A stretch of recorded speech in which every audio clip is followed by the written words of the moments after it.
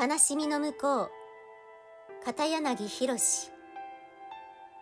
6月12日、愛だけを残す。地上の何かにしがみついていれば、天国に行くことができません。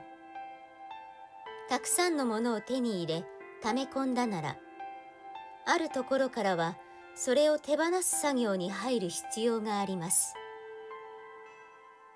惜しみなく分かち合い、愛だけを残して旅立つことができますように。